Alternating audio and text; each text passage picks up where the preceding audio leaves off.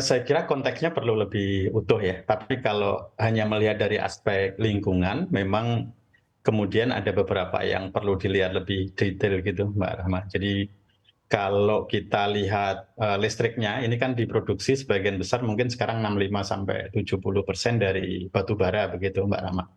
Nah, sementara kalau kita lihat yang dihasilkan dari proses pembakaran atau emisinya antara batu bara dengan BBM itu lebih besar batu bara. Jadi kalau BBM itu dengan berbagai RON atau setan number itu di kisaran antara 72 sampai 75 CO2 ton per terajoule, sementara kalau di batu bara itu kisarannya antara 99 sampai 106 begitu. Artinya memang lebih besar. Nah, artinya kalau listriknya digunakan adalah masih dari batu bara, artinya emisinya juga lebih besar dibandingkan mobil BBM begitu. Hanya saja bergeser saja sih Mbak Rahma. Mungkin kalau di Jakarta katakanlah masif mobil listriknya, di Jakartanya emisinya turun di Jakartanya ya. Tapi dapurnya atau di PLTU-nya kan di sana nambah begitu. Artinya kalau in total sebetulnya memang dengan catatan masih basisnya fosil, tentu mobil listrik akan menghasilkan emisi yang lebih besar. Ini belum mengkalkulasi seperti tadi disampaikan di awal bahwa mobil listrik sendiri juga tidak zero emisi, begitu masih ada prosesnya ya. Oke. Kalau dilihat dari aspek itu Ya. memang hitung-hitungannya demikian sih secara matematik, Mbak. Oke, baik. Artinya memang dari Anda sendiri melihat underlying energinya ya di balik baterai listrik itu sendiri menggunakan energi listrik yang saat ini juga masih didapat dari PLTU artinya ya, Pak Komaydi. Kemudian tanggapan Anda sendiri seperti apa, Pak Satya? Tadi kita sudah mendengarkan begitu ya pendapat dari Pak Komaydi ya, fokusnya juga di fundamental energinya begitu ya terkait dengan listrik sendiri masih batu bara begitu. Tanggapan Anda seperti apa terkait dengan kebijakan subsidi mobil listrik ini, Pak? Kita harus sepakat dulu ya bahwa kita sudah meratifikasi Paris Agreement, kita sudah komit untuk net zero emission 2060. Ya, jadi masih waktunya panjang 2060. Nah, kalau kita sudah sepakat terhadap dua hal besar tersebut, maka kita sekarang dalam mood yang bertransisi ya. Dari yang kemarin berbasis fosil menuju kepada yang lebih bersih gitu. Jadi kalau kita sudah melihat bahwa kita berproses, maka tidak bisa instan karena apapun kita perlu membentuk satu ekosistem kendaraan listrik yang baik kalau kita hanya fokus kepada kendaraan listrik. Karena saya melihat ya di dalam kekinian sekarang ini, kalau kita cuplikannya cuma kendaraan listrik saja, ya hari ini harganya masih mahal. Ya kan, SPKLU-nya juga masih terbatas. Kalau orang mau pergi juga dia masih mikir gitu untuk jarak jauh. Apalagi yang fast charging itu pasti lebih terbatas.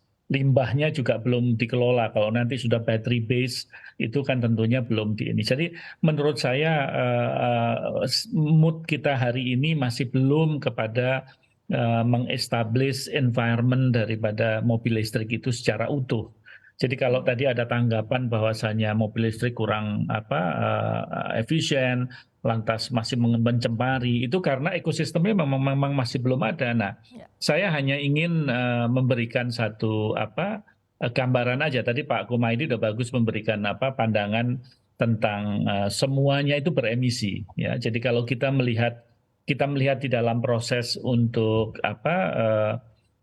rantai proses daripada produksi listrik, kalau kita tadi membahas sumbernya ya listriknya itu, tidak ada loh yang tidak beremisi. Hanya memang kalau fosil, jadi kalau kita batu bara, itu emisi per gram CO2 ekuivalen per kilowatt hours, itu tuh antara 950 sampai 1250. Tinggi sekali. Kalau minyak sekitar 700 sampai 800 gram CO2 ekuivalen per kilowatt hours. Jadi tergantung berapa kilowatt hours-nya tinggal dikalikan saja. Tapi kalau kita berbicara yang photovoltaics, itu antara 43 sampai dengan 73 gram CO2 ekuivalen per kilowatt hour. Jadi fotovoltaik aja juga beremisi walaupun rendah. Hydro ya, yang kita katakan pasti bersih, itu ternyata juga masih punya emisi sekitar 1 gram sampai dengan 34 gram CO2 per kilowatt hours. Wind juga masih punya, nuklir ya masih punya 3 sampai dengan 24. Jadi yang kita mesti pahamin, kita ingin menekan CO2 itu. Kita bebas CO2 pasti akan sulit. Ya. Kita akan menekan dari yang yang tinggi intensitasnya menjadi yang lebih rendah. Oke. Nah, kalau sekarang rantai proses produksi listriknya sudah bisa kita ubah, ya dari yang sangat mempunyai emisi karbon yang tinggi tadi ke yang emisi karbon yang rendah, maka ini menjadi satu kesatuan di dalam ekosistem mobil listrik kita.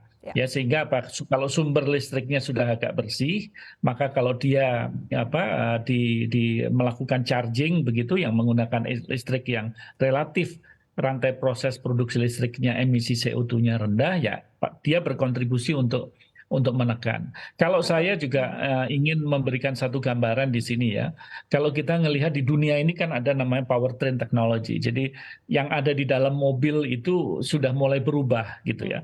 Dari mulai yang istilahnya ignition combustion engine, ICE ya.